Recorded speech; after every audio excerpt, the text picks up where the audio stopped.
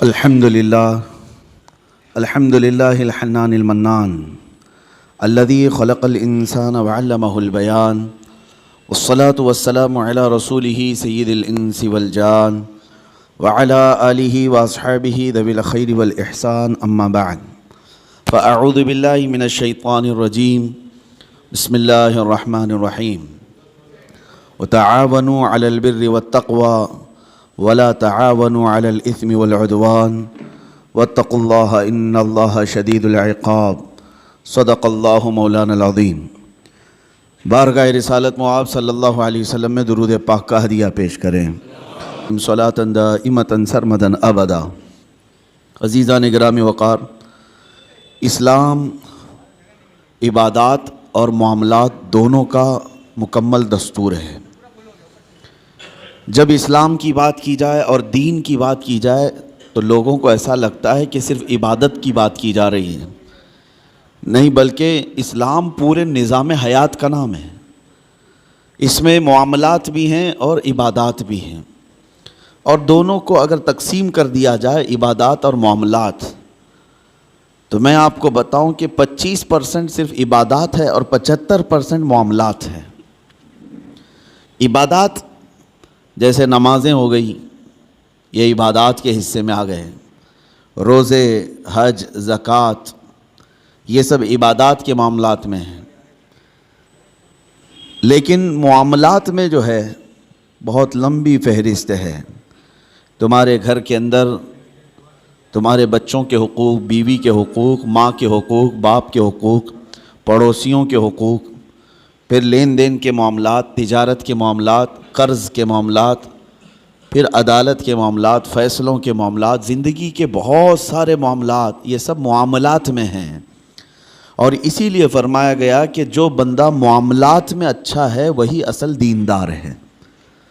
بہت سارے لوگ کیا سمجھتے ہیں کہ یہ نمازی ہے، ہمیشہ مسجد کا پابند رہتا ہے، تو اسے دیندار ہی سمجھتے ہیں۔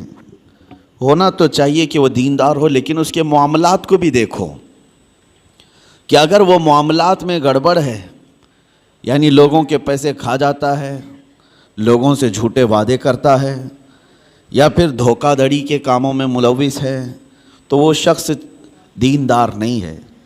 عبادات میں تو وہ پکا نظر آتا ہے، لیکن معاملات میں کچا ہے تو اسے دیندار نہیں کہا جاتا۔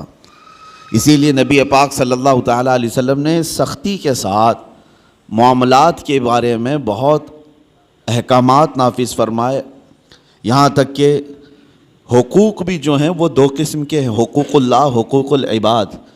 کچھ گناہ ایسے ہیں جس کا تعلق آپ نے ایسے گناہ کیے جس کا تعلق اللہ سے، اللہ کی نافرمانی سے، شراب پیا، نمازیں چھوڑ دیں، یا کوئی اور گناہ کیا، یہ وہ گناہ ہیں جس سے اللہ کی بارگاہ میں آپ کو معافی طلب کرنی ہے، اور اللہ کریم ہے، رؤوف و رحیم ہے، جب وہ چاہے معاف فرمائے۔ لیکن کچھ گناہ ایسے ہیں جن کا تعلق بندوں کے حق سے ہے۔ کسی کا پیسہ لے لیا اور اس کو دیتا نہیں، کسی کو اذیت دیا، مار پیٹ کیا، گالی گلوچ کیا، یہ سب بندوں کے حقوق ہیں۔ اور اس کے بارے میں نبی پاک صلی اللہ علیہ وسلم نے ارشاد فرمایا، جب تک بندہ معاف نہیں کرے گا اللہ معاف نہیں فرماتا۔ یہ سخت قسم کے احکام ہیں، اسی لیے ہمیں زیادہ طور پر اہتمام معاملات میں کرنا چاہیے۔ آج دنیا بھر میں ہماری ایک امیج بن کر کے آ رہی ہے کہ ہم معاملات میں کچے ہوتے ہیں۔ مسلمانوں کے ساتھ لوگ لین دین بند کر چکے ہیں، تجارت کرنے میں ہچکچاتے ہیں۔ ایک دو جگہ نہیں، بہت ساری جگہوں پر میں نے یہ بات اپنے کانوں سے سنی، لوگ کتراتے ہیں۔ کیوں؟ بہت سارے لوگ تجارت کرنے پر لگے تو ہیں، ان کی داڑیاں بھی ہیں، ٹوپیاں ہیں، لیکن وہ جھوٹ بولتے ہیں اور سامنے والے کو دھوکہ دیتے ہیں۔ میں سب کی بات نہیں کرتا، لیکن چند لوگوں کے اس طرح کی حرکات سے اسلام اور مسلمانوں پر ایک عظیم دھبہ ہے۔ اور یہ بھی فرمایا گیا کہ جب معاملات میں تم کچے ہوگے تو آزمائش میں مبتلا ہو جاؤ گے، مصیبتوں میں گرفتار ہوگے اور برکت اٹھا لی جائے گی۔ جھوٹ بول کر کے آدمی کتنا کما لے گا، لیکن اس میں برکت نہیں ہے۔ نبی پاک صلی اللہ تعالیٰ علیہ وسلم ہمارے لیے سب سے بہترین اسوہ ہیں، بہترین آئیڈیل ہیں۔ معاملات میں اللہ کے حبیب صلی اللہ تعالیٰ علیہ وسلم نے جو کردار اختیار فرمایا ہے وہ رہتی دنیا تک اس کی مثال کوئی نہیں پیش کر سکتا. اور اسی اسوہ پر، انہی کے نقش قدم پر چل کر صحابہ اکرام رضوان اللہ علیہم اجمعین نے دنیا میں اپنے ایک عظیم اخلاق پیش کیے معاملات کے بارے میں، چاہے وہ پڑوسیوں کے معاملات ہوں، چاہے وہ لین دین کے معاملات ہوں، چاہے وہ عدالت کے معاملات ہوں. بندوں کے حقوق کے سلسلے میں صحابہ بہت الرٹ تھے، بہت ہی زیادہ الرٹ تھے. حضور پاک صلی اللہ تعالیٰ علیہ وسلم جس بارے میں سب سے زیادہ مشہور تھے مکہ میں، آپ کے اعلان نبوت سے پہلے کی بات کر رہا ہوں، آپ کو جو لقب سے مکہ کے کفار پکارتے تھے وہ صادق الوعد الامین، امانتوں کا سچا آدمی اور وعدے کا پکا آدمی. حضور پاک صلی اللہ تعالیٰ علیہ وسلم کو اس لقب سے وہ پکارتے تھے، سچ بولنے والا اور اپنے وعدے کا پکا آدمی. حضور اکرم صلی اللہ تعالیٰ علیہ وسلم ایک مرتبہ مدینہ طیبہ سے گزر رہے تھے، ایک قافلہ تھا. طارق المحاربی نام کے راوی ہیں، انہوں نے پوری ایک لمبی حدیث روایت کی ہے. کہتے ہیں کہ ہم لمبے سفر سے آئے تھے، ہمارا قافلہ تھا، ہمارے قافلے میں ایک لال رنگ کا اونٹ بھی تھا، سرخ اونٹ جس کو کہتے ہیں. اور اس زمانے میں سرخ اونٹ کی بڑی قیمت ہوتی تھی، بہت مہنگا اونٹ ہوتا تھا.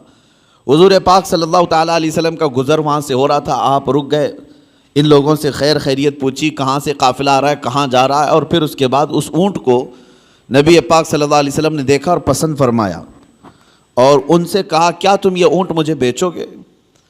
اس قافلے والوں نے کہا ہم بیچیں گے. قیمت کتنی ہے؟ ان لوگوں نے بتایا اتنی کھجوریں، یعنی ہم باغیچے کی اتنی کھجوریں لیں گے. انہوں نے ایک قیمت بتائی. حضور پاک صلی اللہ تعالیٰ علیہ وسلم اس پر راضی ہوئے، کہا کہ ٹھیک ہے اتنی کھجوروں پر میں راضی ہوں، اونٹ میرے ہاتھ دے دو. ان لوگوں کا جو قافلے کا امیر تھا اس نے اونٹ اٹھایا اور حضور کے ہاتھ دے دیا. اس وقت رسول پاک صلی اللہ علیہ وسلم کے پاس نہ کھجوریں تھیں نہ کوئی سامان تھا، لیکن حضور اونٹ کی رسی اپنے ہاتھ میں لیے اور مدینے کی طرف چل پڑے. قیمت تو ادا نہیں ہے. ان لوگوں میں سے کسی نے پوچھا بھی نہیں. حضور صلی اللہ تعالیٰ علیہ وسلم اونٹ کی رسی پکڑ کر مدینے کی طرف چل پڑے، جبکہ یہ سرخ اونٹ بڑا قیمتی ہوتا تھا. انہیں احساس بھی نہیں تھا، اندازہ بھی نہیں تھا قیمت لینے کا. جب حضور آنکھوں سے اوجھل ہو گئے تو قافلے میں بات چیت شروع ہو گئی، کیا قیمت مل گئی؟ تو انہوں نے کہا نہیں، قیمت تو انہوں نے دیا نہیں ہے، طے تو ہوئی ہے اتنے کھجوروں کی قیمت ہے اس اونٹ کے بدلے، لیکن انہوں نے دیا تو نہیں. سب ایک دوسرے کو کوسنے لگ گئے کہ ایک انجان آدمی کے ہاتھ میں اونٹ کیسے دے دیا، ہم انہیں جانتے نہیں، پہچانتے نہیں، ان کے ہاتھ میں ایک سرخ اونٹ کیسے دے دیا؟ وہ تو آنکھوں سے اوجھل ہو گئے، اب انہیں ڈھونڈے گا کون؟ یہ باتیں بڑھتی گئی. امیر قافلہ کو لوگ کوستے رہے کہ تو نے ایک بڑا نقصان کیا ہے. قافلے میں ایک خاتون تھی، ایک عورت تھی. اس عورت نے ہنگامے کو ٹھنڈا کیا اور کہا قریب آ کر لوگوں جھگڑو مت، اس لیے کہ میں نے اس چہرے کو دیکھا، وہ جھوٹا چہرہ نہیں ہو سکتا. ان کی باتوں کو میں نے سنا ہے، وہ شہد سے زیادہ میٹھی ہیں. ان کے بیٹھنے اور اٹھنے کے انداز کو میں نے دیکھا ہے، وہ دنیا کا کوئی عظیم آدمی ہے. انتظار کیوں نہیں کرتے؟ یہاں تک کہ شام ہو گئی اور رات ہو گئی. رات کو قافلہ جہاں پڑاؤ کیا تھا سب اپنے اپنے خیموں میں موجود تھے. نبی پاک صلی اللہ تعالیٰ علیہ وسلم کے ایک صحابی یا دو صحابہ اپنے ہاتھوں میں کھانے کی بڑی بڑی طبق لے کر کے آئے اور اس قافلے والوں سے کہا فلاں بن فلاں کہاں ہے؟ لوگ باہر آئے، پوچھا کہ کون ہے؟ آئے ہوئے صحابہ نے کہا ہم محمد الرسول اللہ صلی اللہ علیہ وسلم کے غلام ہیں، ہم ان کی طرف سے آئے ہیں. دن میں ہمارے آقا نے آپ سے اونٹ خریدا تھا، اس کی قیمت کھجوریں پوری جتنی طے ہوئی تھی وہ ہم لے کر کے آئے ہیں مدینے سے. وہ کھجوریں پوری لا کر کے دیا اور کہا رسول پاک صلی اللہ تعالیٰ علیہ وسلم نے ساتھ میں ہمیں تمہارے پورے قافلے کے رات کے کھانے کا بھی انتظام فرمایا. قافلے والوں نے کھانا بھی لیا اور کھجوریں جو قیمت میں تھی وہ بھی لیا. یہ عرب میں اس طرح کا پہلا واقعہ تھا، ورنہ جو نظروں سے اوجھل ہو گیا وہ ہمیشہ کے لیے ختم ہو گیا. حضور پاک صلی اللہ تعالیٰ علیہ وسلم نے ان کے دلوں میں ایسے اخلاق بٹھائے کہ وہ مدینے میں ڈھونڈتے پھرتے تھے کہ وہ محمد ہیں کہاں، رسول پاک صلی اللہ تعالیٰ علیہ وسلم ہیں کہاں. پھر وہ دائرہ اسلام میں بھی آئے کئی لوگ. یہی وہ لین دین کے معاملات تھے جس میں میرے آقا صلی اللہ تعالیٰ علیہ وسلم تجارت کو پوری دنیا کے سامنے بتا کر ایسے اصول بتائے، سود سے پاک کیا، جو قافلے کی ایک بڑی لعنت تھی، بلکہ معاشرے کی ایک بڑی لعنت تھی. حضور پاک صلی اللہ علیہ وسلم نے فرمایا سود کو میں نے اپنے پیروں سے روند دیا، ختم فرما دیا. سود میں ہوتا کیا ہے آپ کو پتہ ہے؟ جس کو آپ بیاج کہیں، بڈی کہیں، یا جو بھی نام دے دیں، لیکن بڑھا کر کے لینا، کسی کو قرض دینا اور اس سے بدلے میں بڑھا کر کے لینا. 100 روپیہ قرض دیا، 110 روپے لیا، 120 روپے لیا، بلکہ 101 روپے بھی لیا، تو یہ سود ہو گیا. جس کو قرض دیا اور بدلے میں بڑھا کر کے لیا، صرف پیسے میں نہیں، کسی بھی چیز میں وہ بڑھا کر کے لینا، یہ سود کہلاتا ہے. اور یہ اسلام میں بہت عظیم گناہ اس کو بیان کیا گیا. کیوں؟ وجہ کیا ہے؟ اس میں بندوں کا حق مارا جاتا ہے. ایک بندہ قرض میں ڈوبتا چلا جاتا ہے اور دوسرا امیر ہوتا چلا جاتا ہے. یہ نظام آج دنیا کے یہودیوں نے قائم رکھا ہے. پوری دنیا کو کریڈٹ پر چلاتے ہیں. زبردستی تمہیں کریڈٹ کارڈ پکڑائیں گے. کیوں؟ سود بھرتے رہو. تم اپنے حلال کمائی کی قیمت، اپنے پسینے کی قیمت ان کو سود میں چکاتے رہو، بھرتے رہو. لوگوں کو احساس بھی نہیں ہوتا. یہ دنیا اس عظیم لعنت میں تمہیں لے کر کے جا رہی ہے. میرے آقا صلی اللہ تعالیٰ علیہ وسلم نے ارشاد فرمایا جس نے سود کا ایک لقمہ کھایا اس کا گناہ اتنا بڑا ہے کہ جیسے کہ اس نے خانہ کعبہ کے سامنے اپنی ماں سے زنا کیا. اتنا بڑا اس کا گناہ ہے. بلکہ ایک حدیث میں 73 درجے گناہ کے ہیں. سود کھانے والے کے گناہ 73 درجے کے ہیں، 73. اس میں سے پہلا درجہ یہ ہے کہ وہ ماں کے ساتھ بدکاری کیا ہو. عزیزان گرامی وقار، اس کو اتنا سخت کیوں بیان کیا گیا؟ بندوں کے حقوق مارے نہ جائیں، بندوں کے حق تلف نہ ہوں. امانت کے ساتھ جو معاملات ہوتے تھے، آپ دیکھیں وہی چیز آج ہمارے معاشرے سے ختم ہونے لگ گئی ہے. آج تمہیں لون لینے کی ضرورت کیوں پیش آنے لگی؟ آج قرض جہاں پر بھی جائیں گے تمہیں بیاج کے ساتھ لینے کی ضرورت کیوں پیش آ رہی؟ اس کی وجہ یہی ہے کہ آپس میں اعتماد اور بھروسہ ختم ہو گیا. قرض حسن کون دینے والا ہے؟ آج ایک مسلمان اٹھے اور دوسرے کے پاس جائے اور کہے کہ مجھے 5 لاکھ کی ضرورت ہے، اللہ ماشاء اللہ کون ہوگا؟ قریب سے قریب ترین دوست بھی منہ پھیر لیتا ہے. اس کی وجہ صرف ایک طرفہ نہیں ہے، 2 طرفہ ہے. قرض لینے والا اور قرض دینے والا دونوں کے درمیان اعتماد کا رشتہ نہیں ہے. کچھ لوگ قرض لیتے ہیں لیکن وہ دینا نہیں چاہتے. یہ بھی بندوں کے حقوق کی پامالی ہے. ان کو کیوں دیا جائے قرض؟ لوگ ڈرتے اسی لیے کہ 5 لاکھ دوں کہ 1 لاکھ دوں، یہ تو دینے کا نام ہی نہیں لیتا. اور کچھ لوگوں کی لت پڑ جاتی عادت، اس سے بھی مانگا اس سے بھی مانگا اور قرض میں ڈوبتے چلے گئے. وہ ایسے بھکاری بن جاتے ہیں کہ ان کے لیے دروازے بند ہو جاتے ہیں. حدیث پاک سنو، رسول کریم صلی اللہ علیہ وسلم ارشاد فرماتے ہیں جس نے قرض لیتے وقت یہ سوچا کہ دیکھا جائے گا، ادا کرنے کی اس کی نیت نہیں تھی، حضور صلی اللہ تعالیٰ علیہ وسلم فرماتے ہیں اس پر اللہ تعالیٰ زمین کو اور تنگ کر دیتا ہے، اس کے لیے دروازے تنگ ہو جاتے ہیں. اور فرماتے ہیں کہ جس نے قرض لیا اور دینے کی نیت تھی اور یہ سوچا کہ میری ناک زمین پر رگڑ جائے لیکن میں اس کا حق دوں گا، حضور فرماتے ہیں اللہ اس کے لیے روز دروازہ کھولتا ہے، اس کے لیے اسباب پیدا کرتا ہے.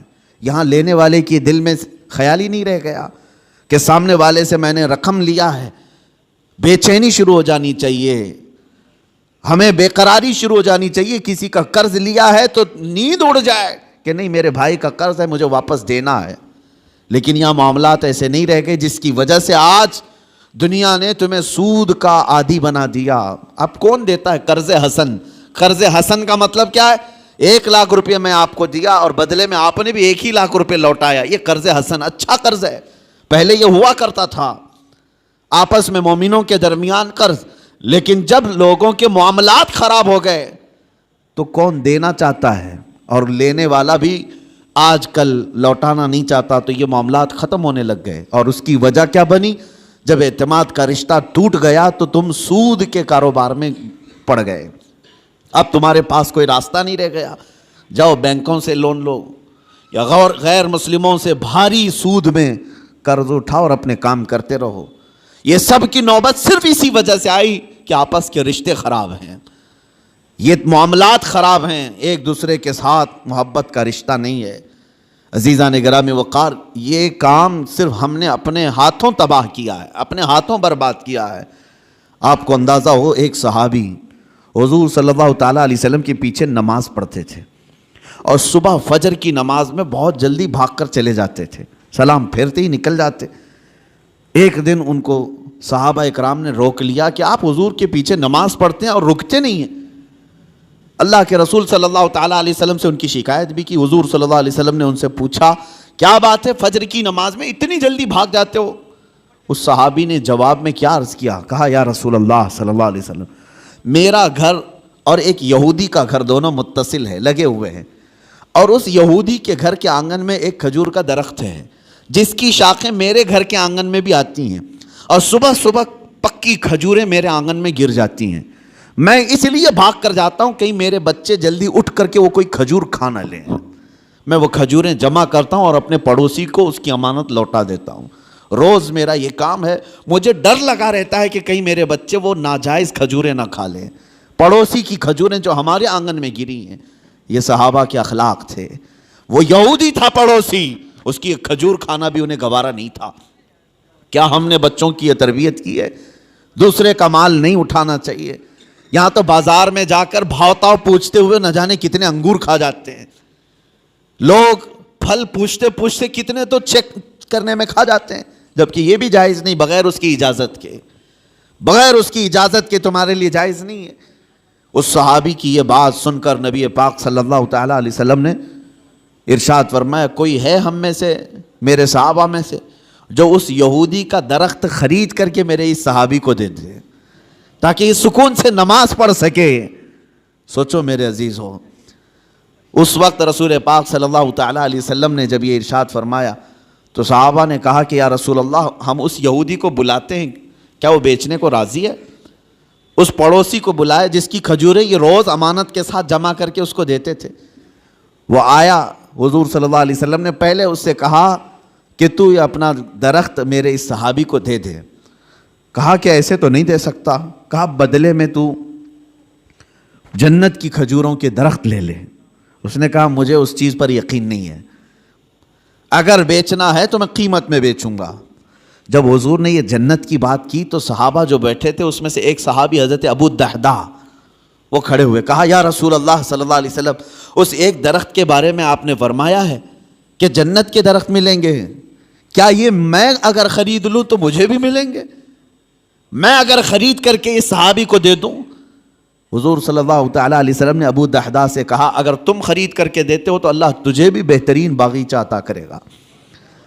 وہ حضرت ابو الدحداء اس یہودی کا ہاتھ پکڑ کر کے باہر لاتے ہیں، چلو ہم ڈیل کرتے ہیں، ایک درخت میرے بھائی کو تجھے دینا ہے، بدلے میں بتا کیا لینا چاہتا ہے، کیا لینا چاہتا ہے؟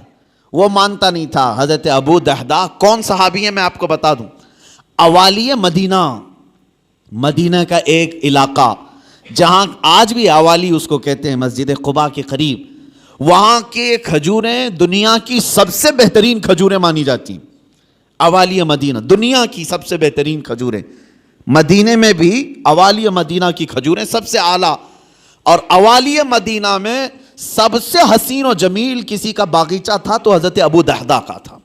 بہترین گھر بھی تھا اس باغیچے کے اندر، اور بہترین خوبصورت باغیچہ جس میں نہر بھی تھی۔ حضرت ابو الدحداء نے کہا کہ اس یہودی سے تو مجھے جانتا ہے؟ کہا کہ تجھے مدینے کا کون آدمی نہیں جانتا، تو ابو الدحداء ہے، باغیچے کے نام سے ہی لوگ جانتے ہیں، حسین و جمیل باغیچہ ہے۔ حضرت ابو الدحداء نے کہا کیا تو اس بات پر راضی ہے کہ میں وہ پورا باغیچہ اس ایک درخت کے حوالے دیتا ہوں چاہتا ہوں، یہ ایک درخت تو دے دے میرے اس بھائی کو، میں باغیچہ پورا دے دوں۔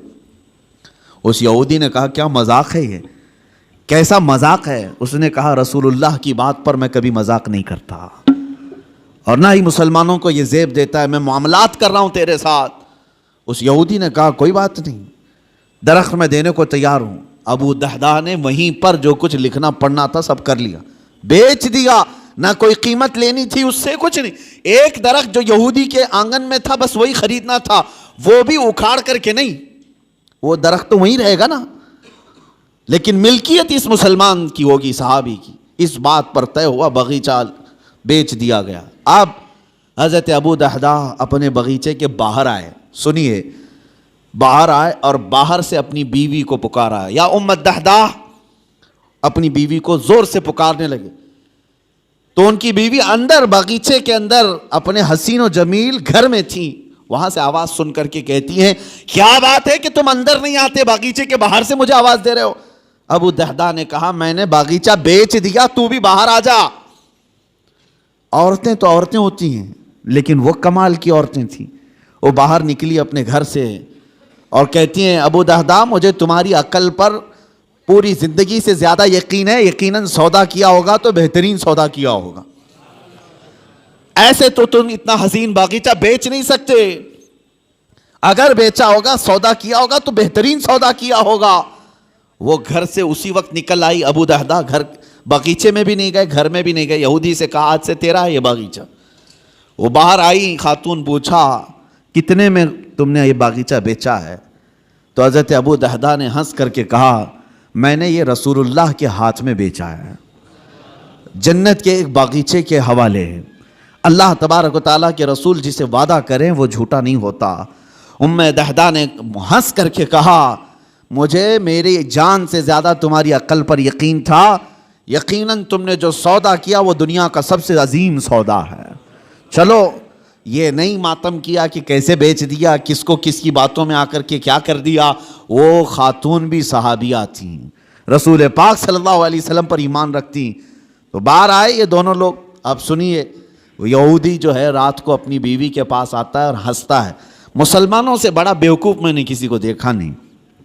انہوں نے میرے آنگن میں موجود ایک درخت کے بدلے مدینے کا ایک حسین و جمیل باغیچہ میرے ہاتھ میں دے دیا، لیکن یہ بھی تو دیکھو کہ درخت تو وہ ہمارا ہی رہے گا، وہ ہمارے آنگن میں ہے، درخت کو کون اکھاڑے گا، کون نکالے گا. وہ اپنی بیوی سے رات بھر ہنسی مذاق کرتا رہا کہ مسلمانوں کو میں نے بیوقوف بنا دیا. اور وہ صحابی جو صبح نماز سے فوراً بھاگ کر اپنے گھر آتے تھے کھجوریں چننے کے لیے، آج وہ مسجد نبوی میں حضور کے پیچھے نماز پڑھ رہے ہیں، سکون و اطمینان کے ساتھ نماز پڑھتے رہے. اور اس کے بعد نماز ہو گئی تو حضور صلی اللہ تعالیٰ علیہ وسلم نے صحابہ سے کہا کہ چلو اس صحابی کے ساتھ چلتے ہیں وہ درخت دیکھنے کے لیے، اس لیے کہ کسی کا گمان ہے کہ اس نے مسلمانوں کو بیوقوف بنا دیا. حضور پاک صلی اللہ تعالیٰ علیہ وسلم صحابہ کے ساتھ آئے اور اس صحابی کے گھر کے پاس جو یہودی کے آنگن میں درخت تھا، صحابہ فرماتے ہیں جب ہم قریب پہنچ کر کے دیکھے تو وہ درخت خود اکھڑ کر کے اس صحابی کے آنگن میں آ چکا تھا. خود ان کے آنگن میں وہ درخت موجود تھا. عزیزان گرامی وقار، یہ لمبی حدیث ہے، اس میں مجھے جو عرض کرنا تھا وہ یہی تھا کہ اس صحابی کے عمل کو دیکھو کہ وہ ایک مشت کھجوریں بھی اپنے بچوں کو ناجائز طریقے سے نہیں کھانے نہیں دینا چاہتے. ہمارے معاملات جب خراب ہو گیا تو لوگوں کا اعتماد اور بھروسہ بھی نکلنے لگ گیا. یہاں لوٹ کھسوٹ ایسی کچھ چیزوں کی میں نشاندہی کرتا ہوں کہ اللہ کا عذاب کس قوم پر آیا تھا. ایک بہت بڑی قوم، حضرت شعیب علیہ السلام کی قوم. ان کے بارے میں قرآن میں ہے وَيَا قَوْمِ أَوْفُوا الْمِكْيَالَ وَالْمِيزَانَ بِالْقِسْطِ وَلَا تَبْخَسُوا النَّاسَ أَشْيَاءَهُمْ. حضرت شعیب علیہ السلام اپنی قوم کو بار بار ڈراتے تھے کہ ماپ تول میں کمی مت کرنا، ناپ تول میں کمی مت کرنا، برابر انصاف کے ساتھ لوگوں کو غلہ دیا کرو. وہ لوگ کیا کرتے تھے جس کو ڈنڈی مارنا کہتے ہیں، یعنی کلو کے کانٹے میں جو ہے فرق کر دینا اور کہیں سے کچھ نہ کچھ سیٹنگ کر کے مال تھوڑا سا سامنے والے کو کم جائے. اس گناہ میں مبتلا تھی وہ قوم، اور اس کو اللہ کے نبی حضرت شعیب علیہ السلام اس قوم کو ڈراتے رہے یہ زمین میں فساد ہے، اس چیز سے باز آؤ. وہ باز نہیں آتے تھے. جانتے ہو ناپ تول میں کمی کرنے کی وجہ سے اللہ کا بھیانک عذاب ان پر آیا، بہت سخت ترین عذاب آیا. قوم شعیب ہمیشہ کے لیے ہلاک کر دی گئی، اس کو قوم سمود بھی کہتے ہیں. حضرت شعیب علیہ السلام کی قوم پوری ہلاک و برباد ہو گئی، ناپ تول میں کمی کرتی تھی. آج ہو سکتا ہے کہ ترقی یافتہ دور میں ناپنے کی چیزیں بدل گئی ہوں، لیکن اگر اس میں بھی کوئی خیانت کرتا ہے ذرا برابر بھی، وہ اللہ کے عذاب میں گرفتار ہوگا. اس کی برکتیں ختم کر دی جائیں گی، اس کے چہرے کی رونق ختم کر دی جائے گی. اس لیے میرے عزیزو ان معاملات میں پابند ہو جاؤ اور دیکھنا کہ ہمارے معاملات بالکل صحیح ہو جائیں گے. غیر مسلموں کے حالات تو آج ایسے کہ وہ لوگ اس چیز پر سختی کرتے ہیں. ان کی مارکیٹ میں سب ایک دوسرے کے تعاون کرنے والے ہیں، اور مومنوں میں ایک دوسرے کا تعاون کرنے والا نہیں۔ مارکیٹ میں اگر 4 دکانیں تمہاری ہیں، تمہاری تجارت زیادہ ہونے لگ گئی تو بغل والے کو حسد ہونے لگ گیا، سوچتے کہ میرا بھائی تو ہے، نہیں، حسد ہونے لگ گیا، اور تیسرا اس سے زیادہ جلنے لگ گیا۔ آپس میں اس بات کو لے کر کے سب جلن کے شکار ہیں، اور پھر اس کے بعد ہوتا یہ ہے کہ ذرا برابر کچھ کمی ہوئی تو دوڑے دوڑے بابا کے پاس جاتے ہیں، پڑوسی نے کچھ کرایا ہے، میری دکان میں کچھ ہوتا نہیں۔ تم آپس میں ایک دوسرے کو کیا کرایا اسی میں لگے رہے ہو۔ بلکہ ہم کچھ بازاروں میں گئے ہیں، دیکھا ہے، اور کسی کی دکان پر، غیر مسلم کی بات کر رہا ہوں، کوئی سامان نہیں مل رہا ہے، تو وہ سامان نہیں مل رہا ہے تو یہ نہیں کہتا کہ چلے جاؤ دوسری جگہ، بلکہ وہ وہیں کھڑا ہو کر کے اپنے کسی بھائی کا ریفرنس دیتا ہے، کہتا ہے فلاں جگہ یہ ملے گا، یہاں جا اور میرا نام لے کر کے کہو۔ وہ آپس میں تعاون ہے ایک دوسرے کا۔ مومنوں، آپ سب لوگ ایک دوسرے کے تعاون میں جب تک نہ آئیں تو رحمت خداوندی سے محروم رہو گے۔ اللہ تبارک و تعالیٰ کا عذاب آئے گا معاملات میں خراب ہونے سے۔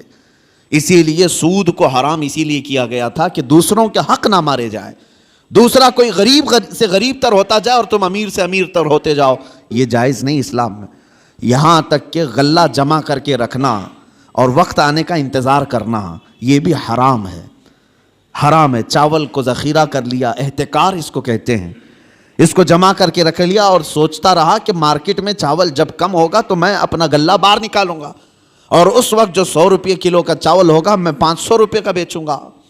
یہ احتکار سخت ترین حرام ہے۔ کچھ لوگ ذخیرہ اندوزی کرتے ہیں، پیاز کو، آلو کو، چاول کو، گیہوں کو، یہ جو روز مرہ کی ضروریات ہیں، اس کو جمع کر کے کئی گوڈاؤن میں سیف کر دیا، اور اس کے بعد مارکیٹ پر نظر رکھتے رہتے، مارکیٹ میں جب یہ چیزیں کم ہوں گی ہم اپنا غلہ باہر نکالیں گے۔ اسلام میں یہ جائز نہیں۔ بندوں کے حقوق مارنا یہ معاملات کی خرابی ہے، احتکار جائز نہیں ہے۔ اسی طرح میرے عزیزو، چند باتیں جو ہمارے ساتھ ہو رہی ہیں، جھوٹ بولنا۔ حضور پاک صلی اللہ تعالیٰ علیہ وسلم کے پاس ایک صحابی آئے، انہوں نے کہا یا رسول اللہ صلی اللہ علیہ وسلم، میں گھر بنانے کا کام کرتا ہوں، جس کو آپ مستری کہتے ہیں، معمار، میرا کیا ہوگا قیامت کے دن؟ حضور صلی اللہ علیہ وسلم نے فرمایا تو ابراہیم علیہ السلام کے ساتھ اٹھایا جائے گا۔ ایک صحابی آئے، انہوں نے کہا میں کپڑے سلتا ہوں، درزی ہوں، میرا کیا ہوگا؟ نبی پاک صلی اللہ تعالیٰ علیہ وسلم نے فرمایا تو حضرت ادریس علیہ السلام کے ساتھ اٹھایا جائے گا۔ ایک صحابی آئے، انہوں نے کہا کہ میں لوہے کا کام کرتا ہوں، حضور نے فرمایا تو حضرت داؤد علیہ السلام کے ساتھ اٹھایا جائے گا۔ جس کا جو پیشہ تھا اور جو نبی کا پیشہ تھا، حضور نے ان کے ساتھ اٹھائے جانے کی بشارت دی۔ ایک صحابی نے کہا کہ یا رسول اللہ صلی اللہ علیہ وسلم، میں تجارت کرتا ہوں، میرا کیا ہوگا؟ حضور پاک صلی اللہ تعالیٰ علیہ وسلم فرماتے ہیں اگر تو 2 چیزوں کی پابندی کرتا ہے، جھوٹی قسم نہیں کھاتا اور جھوٹ نہیں بولتا، تو قیامت کے دن میرے ساتھ اٹھایا جائے گا۔ تجارت میں یہ 2 چیزیں لوگ آج یہی زیادہ کرتے ہیں، جھوٹ بولنا اور جھوٹی قسم کھانا، اور سامنے والے کے کم عقل ہونے کو دیکھ کر کے اس کا استعمال کر لینا۔ لوگ اس انتظار میں رہتے ہیں کہ ایسا گاہک آئے، ایسا گراہک آئے جس کو معلومات کم ہو تو اسے جلدی ٹوپی پہنا دیا جائے، جس کو خرید و فروخت کا تجربہ نہ ہو اس کو جیسے تیسے بیچ کر کے ختم کر دیا جائے۔ لوگ تو ایسے گراہک کے انتظار میں رہتے ہیں۔ امام اعظم ابو حنیفہ رضی اللہ تعالیٰ عنہ، ہمارے امام سراج الامہ، یہ خود تاجر تھے۔ ایک بار بیٹھے ہوئے تھے اپنی دکان میں، ایک عورت کپڑا لے کر کے آئی، وہ کپڑا اچھے قسم کا کپڑا تھا، اور وہ عورت جو بیچنے آئی تھی اس کی قیمت وہ کم بول رہی تھی۔ امام اعظم کے پاس وہ آئی اور لے کر کے اس نے کہا کہ یہ کپڑا مجھے بیچنا ہے۔ حضرت امام اعظم نے پوچھا کتنے کا بیچ رہی ہو؟ اس نے کہا 10 درہم۔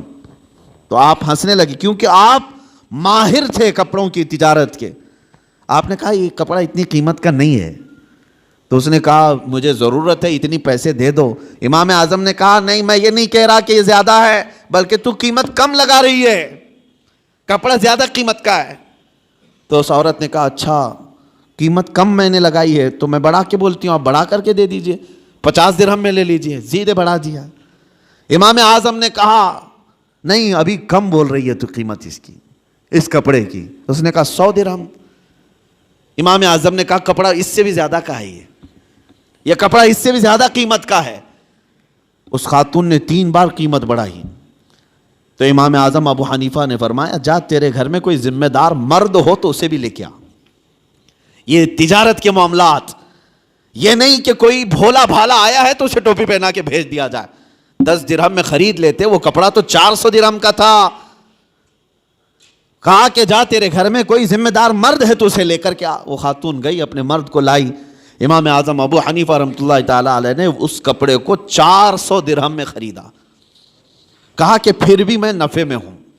فرماتے ہیں کہ میں جو بیچوں گا اس پر مجھے نفع آئے گا، لیکن میں یہ نہیں چاہتا تھا کہ سامنے والے کو اس کپڑے کی قیمت کا اندازہ نہیں تو میں اس کو پوری طرح سے ڈبا دوں۔ یہ رسول پاک صلی اللہ تعالیٰ علیہ وسلم کے اخلاق کے کریمانہ جو امام اعظم ابو حنیفہ نے بھی اپنی زندگی میں دکھایا ہے۔ اور ایک بات، ایک عورت اور آئی۔ عورتوں کو کچھ معاملات میں بہت معلوم ہے اور کچھ معاملات میں کچھ نہیں معلوم ہے۔ وہ کبھی کبھار مارکیٹ میں صرف اسی لیے جاتی ہیں کہ گراتی رہیں یا اٹھاتی رہیں۔ بہرحال ایک خاتون آئی اور اس نے کہا امام اعظم ابو حنیفہ رحمۃ اللہ تعالیٰ علیہ کے پاس ایک کپڑا تھا ریشم کا، اور اس عورت کے پاس کچھ ہی پیسے تھے۔ اس عورت نے کہا میں ایک غریب عورت ہوں، مجھے آپ ایک کپڑا ایسا بیچو جس میں آپ نفع مت لینا مجھ سے۔ وہ کہا جاتا ہے نا مدل مل جائے، یہاں تو سب ہر کوئی یہی دعویٰ کرتا ہے جتنے کا پڑا ہے اتنے کا بیچ رہا ہوں آپ کو، پھر دکان کیوں کھول کے بیٹھا ہے؟ ہر کوئی یہی کہتا ہے کہ مجھے جتنے کا پڑا ہے اتنے میں دے رہا ہوں آپ کو۔ امام اعظم ابو حنیفہ رحمۃ اللہ تعالیٰ علیہ کے پاس عورت آئی، کہا ایک کپڑا مجھے دیجئے، اس پر آپ نفع مجھ سے مت کمائیے، باقی سب سے نفع تو لیتے ہی ہیں۔ تو امام اعظم نے وہ کپڑا اٹھایا اور کہا لے لے اس چیز کو۔ تھان تھی، کہا کتنے؟ کہا 4 درہم۔ اس عورت نے کہا مجھ بڑھیا کا مذاق مت اڑائیے، وہ کپڑا جو ہے قیمتی تھا۔ امام اعظم ابو حنیفہ فرمانے 4 درہم؟ کہا میں سچ بول رہا ہوں، 4 درہم میں لے لے۔ وہ خاتون کہتی ہے ایسا کیسے ہو سکتا ہے اتنے کم قیمت کا؟ امام اعظم ابو حنیفہ رحمۃ اللہ علیہ فرماتے ہیں میں نے اس کے ساتھ ایک اور کپڑا خریدا تھا، یعنی جب میں اس کپڑے کو دکان میں لایا تھا 2 تھان تھے میرے پاس، اور ایک تھان بیچ کر کے میں نے پورا نفع لے لیا۔ اب یہ کپڑا صرف مجھے 4 درہم کا پڑتا ہے، تھا وہ 100 درہم کا۔ لیکن امام اعظم ابو حنیفہ فرماتے میں نے دوسرے والے اس کے ساتھ لائے ہوئے کپڑے میں اپنا نفع اور خرید و فروخت جتنے میں ہوئی تھی سب میں نے وصول کر لیا ایک کپڑے میں۔ اب ایک کپڑا مجھے صرف 4 درہم کا پڑتا ہے، تو چاہے تو لے لے۔ 4 درہم میں اس عورت کو کپڑا دے دیا۔ کون کرتا ہے آج کے معاملات؟ کون کرتا ہے؟ یہاں غریبوں کا خون چوس لیا جاتا ہے، ان کے معاملات کو ختم کر دیا جاتا ہے۔ عزیزان گرامی وقار، جب تک یہ احساس تمہارا بیدار رہے کہ مجھے اگر دھوکہ اگر میں دوں گا تو اللہ شاہد ہے، اللہ دیکھ رہا ہے، ہر چیز وہ تمہاری قیامت کے دن لائے گا۔ فَمَن يَعْمَلْ مِثْقَالَ ذَرَّةٍ خَيْرًا يَرَهُ وَمَن يَعْمَلْ مِثْقَالَ ذَرَّةٍ شَرًّا يَرَهُ۔ تم میں جو رائی کے دانے کے برابر نیکی کرے گا اللہ اسے بھی دکھائے گا، اور رائی کے دانے کے برابر جو برائی کرے گا اللہ وہ بھی تمہیں دکھائے گا۔ اس لیے معاملات میں پکے ہو جاؤ۔ لوگوں کو ٹھگنا، لوگوں کو بیوقوف بنانا، لوگوں کو کا استحصال کرنا یہ نہیں ہے کہ تجارت تمہارے لیے حلال نہیں، نفع رکھو لیکن جھوٹ مت بولو۔ مثال کے طور پر ایک گھڑی ہم نے خریدی، میں نے 100 روپے کی خریدی ہے، اب مجھے بیچنا ہے 150 روپے میں یا 200 روپے میں۔ 150 روپے کی میں قیمت لگایا تھا، 50 روپے فائدہ تھا ہمارا، اور جب آپ خریدنے کے لیے آئے تو ظاہر سی بات ہے نیگوسیشن تو چلتا ہی ہے۔ آپ آتے ہی اس کی قیمت کم کرانے لگے، تو آپ جب قیمت کم کرانے لگے تو سیدھے آپ نے کہا مجھے 120 میں دو، اور ہم نے کہا اتنے میں تو مجھے پڑی بھی نہیں ہے، جبکہ ہمیں پتا ہے یہ گھڑی 100 روپے کی ہے اور اس نے صرف 30 روپے کم کرایا تھا۔ ٹھیک ہے مجھے نہیں دینا تھا 30 روپے کم کر کے، نہ دیتا، لیکن یہ تو نہیں کہتا کہ مجھے پڑی ہی نہیں ہے، بلکہ اس سامنے والے کو اتنا کہہ دیتا کہ نہیں اتنے میں مجھے کوئی دینا نہیں ہے آپ کو، اتنے کم قیمت میں آپ کو بیچ نہیں سکتا۔ یہ چیزیں کہہ سکتے ہو، لیکن یہ کہنا کہ اتنے میں خریدا ہی نہیں، جھوٹ بولا، اور اس جھوٹ بول کر کے اس سامنے والے کو بیچا تو وہ قیمت پوری تمہارے لیے حرام ہی رہی۔ حرام لقمے اس طرح سے بھی گھر میں آتے ہیں۔ اگر آپ کو نہیں دینا ہے تو سیدھے صاف یہ کہہ دیتے کہ مجھے اتنے کم میں نہیں بیچنا ہے، سامنے والے کی مرضی ہے، لینا چاہے تو لے، نہ تو جائے۔ یا اگر آپ تجارت کے اصول جانتے ہیں، اس کو جانے نہیں دینا چاہتے تو بیچ کی کوئی ریٹ پر آپ طے کر لیں، لیکن جھوٹ بول کر کے نہیں، تمہاری زبان پر کوئی جھوٹ آنے نہ پائے۔ اور جب اس طرح کی تجارت کرو گے، ہر حلال کھاؤ گے، تمہاری عبادات میں بھی برکت ہوگی، تمہاری دعائیں بھی اللہ کی بارگاہ میں بار اجابت سے ٹکرائیں گی۔ عزیزان گرامی وقار، پوری دنیا میں آج معاملات کے لیے ہم فکر مند ہیں کہ مسلمانوں کی ایسی چھبی بنائی گئی۔ ابھی میں ایک باہر ملک میں تھا، وہاں ایک صاحب کہہ رہے تھے کہ ہم جو ہے مال امپورٹ کرتے ہیں فلاں جگہ سے فلاں جگہ سے، لیکن ہم وہاں جا کر دیکھتے ہیں اگر کوئی مسلمان کنٹینر وغیرہ لگا رہا ہے تو ہم ڈر جاتے ہیں کہ واپس وہ ہمارے ملک میں آئے گا تو آدھا کنٹینر ملے گا، نہیں تو فلاں ایسا ہو جائے گا فلاں ہو جائے گا۔ وہ ڈر اس بات کا ہے۔ کہا کیوں اس قدر بگاڑ لیا اپنے معاملات کو؟ عزیزان گرامی وقار، مسلمانوں کے حالات جب اس طرح سے بگڑے ہیں تب یہ تمام چیزیں آئی ہیں۔ قوت فکر و عمل پہلے فنا ہوتی ہے جب کسی قوم کی شوکت پہ زوال آتا ہے، جب کسی قوم کی شوکت پہ زوال آتا ہے۔ آج جو زوال کے اسباب ہیں، تم خود مصطفیٰ کریم صلی اللہ تعالیٰ علیہ وسلم کے ان اچھے اسلوب کو چھوڑ دیے، وہ نقوش پا جو میرے آقا کے پوری دنیا کے لیے آئیڈیل تھے، چھوڑ دیے۔ آج ایک بات میں بتا دوں، ابو جہل جیسا کٹر دشمن مکہ میں ہے۔ ایک قافلے والا یمن سے یا کہیں سے آیا ہے، ایک اونٹ لے کر کے وہ بیچارہ مکہ میں آیا، اس کا قرض ابو جہل کے پاس تھا، یعنی ابو جہل ان کے پیسے لے کر کے دبا لیا تھا، نہیں دے رہا تھا، اور دادا ہے، گنڈا ہے، اور وہ بندہ بیچارہ جو آیا وہ کمزور تھا، وہ مکہ کے فلاں فلاں آدمی کے پاس جا رہا تھا، کہا کہ اس سے میرا پیسہ دلا دو، کوئی تیار نہیں تھا۔ ارے اس کے پاس کون جائے گا، ابو جہل کے پاس، وہ سردار قریش ہے، پتہ نہیں کون اس سے وصول کرے گا۔ کچھ ایسے لوگ یہاں پہ بھی ہیں جن سے لوگ ڈرتے ہیں، ارے ان سے کون وصول کرے گا۔ یہ اس زمانے کے ابو جہل ہیں، لوگ ان سے ڈرتے ہیں کہ پیسہ ان سے کون وصول کرے گا، گنڈے ہیں، مار پیٹ کریں گے، تو سب ڈرے ہوئے تھے۔ وہ مجبور آدمی مکہ میں حرم پاک میں مجبور اور پریشانی کے عالم میں کھڑا تھا۔ ایک کسی نے پوچھا کہ کیا بات ہے، مکہ کے حالات بتا رہا ہوں۔ اس نے کہا میرا پیسہ فلاں آدمی دبا کر بیٹھا ہے، ابو جہل دیتا نہیں۔ تو وہ حرم پاک میں جو بندہ آیا تھا اس نے کہا تیرے لیے ایک ہی راستہ ہے، جا محمد کے پاس صلی اللہ علیہ وسلم، حضور پاک صلی اللہ تعالیٰ علیہ وسلم، وہ بھی مسلمان نہیں ہے۔ اس نے کہا جا محمد کے پاس، وہ تجھے دلا دیں گے۔ وہ شخص کہتا ہے میں ڈھونڈتے ڈھونڈتے حضور پاک صلی اللہ علیہ وسلم کے پاس آیا۔ یہ حضور پاک صلی اللہ تعالیٰ علیہ وسلم کے حالات اس وقت، کیا آپ بہت بڑے پیسے والے تھے؟